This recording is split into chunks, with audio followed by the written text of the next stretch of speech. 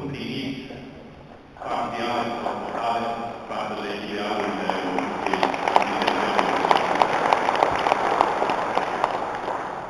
Din păcate, așa cum spunea și domnul Pompiliu Alogean, împlinirile Revoluției nu sunt materializate de nicio parte. Revoluția trebuie să revoluție. Dar nu se poate să concepem că repriza a doua a Revoluției trebuie să se derulează la fel ca prima și trebuie să impunem o Revoluție de capital, fără lăsare de teze, în care, prin forța convingerilor noastre asupra opiniei publice, să arătăm că singura cale de dezvoltare a României este împlinirea idealurilor pentru care au murit colegii noștri acum 21 de ani. În acest sens, vreau să vă spun că chiar seară am revenit cu apelul nostru către primul ministru ca să declare ziua de 21 decembrie, ziua memoriei victimelor comunismului în România, pentru că considerăm că genocidul comunist și neocomunist care a avut loc între 17 și 28 decembrie 1989 a fost cea mai mare crimă a regimului comunist din România. Niciodată în istoria pașnică a României, adică nu pașnică, în istoria creștină de pace a României, nu s-au înregistrat un număr atât de mare de morți. Niciodată, nici măcar în timpul regimului comunist, în 10 zile nu au murit peste 1600 de oameni. Este normal ca să considerăm genocidul din decembrie 89 ca fiind cea mai importantă crimă a regimului comunist și atunci este normal că dacă se alege o zi a victimelor comunismului, această zi să fie una referitoare la acest genocid. Și noi ne-am gândit la ziua de 21 decembrie, ziua care a decis victoria Revoluției, victorie care, din păcate, nu a durat de câteva ore, pentru că contra-revoluția care a fost demarată în seara de 22 decembrie a schimbat cursul direct al evenimentelor. Ce frumoasă era viața noastră, ce frumoasă era România, dacă acest lucru nu s-ar fi întâmplat.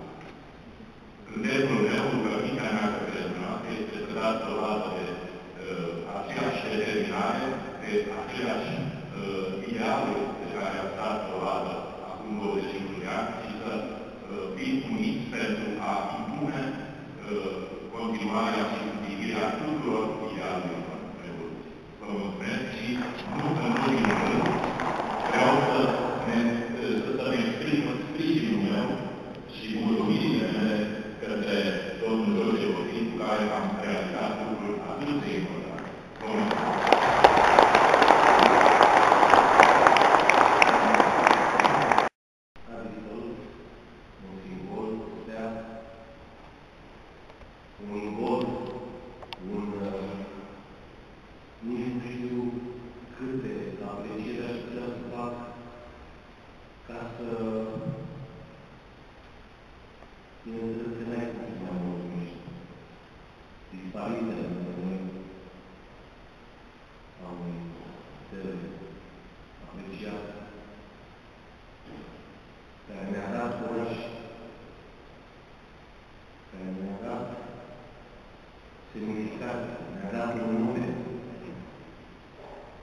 Cristifatul pentru mine și mulți colegi a însemnat acea inimă care a văzut continuu.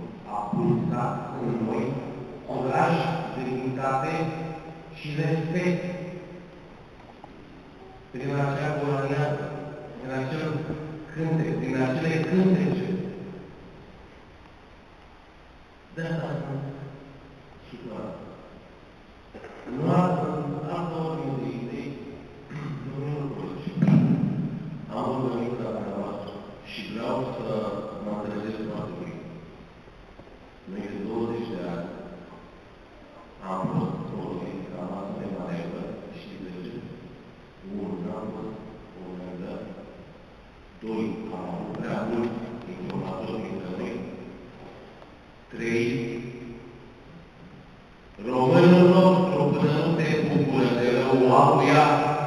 nu să fim de mine. Bun, fraților, vreau și este trecut. Cum e posibil să dai în două călăcate? Nu încercați să stricați tot ce am construit, ce construim. Este greu, bă, pentru că voi sunteți lași, iar unii au curaj. E greu să relevați niște unii nimiciți să dărâme un pedestal care stă pe nu știu ce terenii adevăraților. Fără să dau numele, te știu tot șocolade care încearcă să înmulțărească, să știrbească imaginea funcționarilor care pot fi. Nu mai colaborați cu securitatea. Dați-vă seama că nu suntem între noi.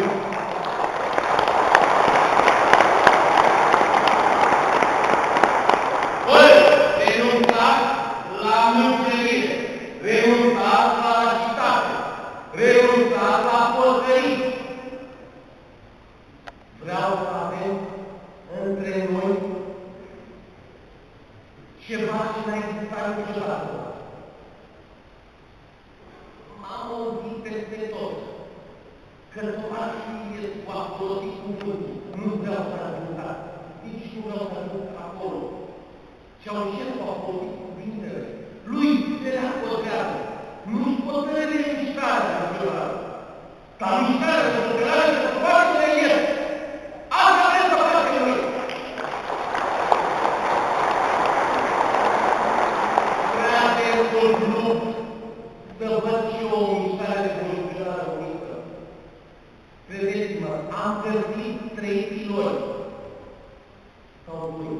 Eu îmi spun, pe lângă toți colegii mei, dar 3 m-am sprijinit, 2 m-am sprijinit pe ei, eu nu-i părântui. Și-o spun, n-am niciodată. George Copii și Teodor Mărieri. O spun în toată, omul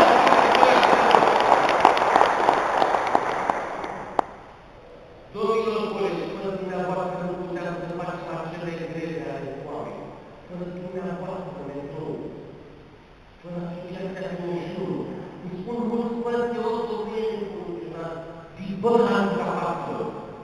Măriș nu spune, băi, că mi-a spus la revoluție, că nu este revoluționat. A făcut 100.000 de ori decât toți revoluționari la urmă.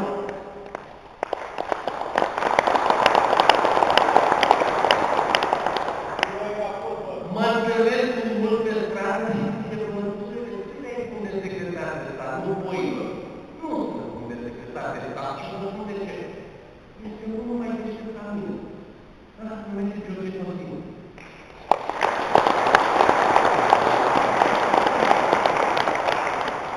Dar v-aș ruga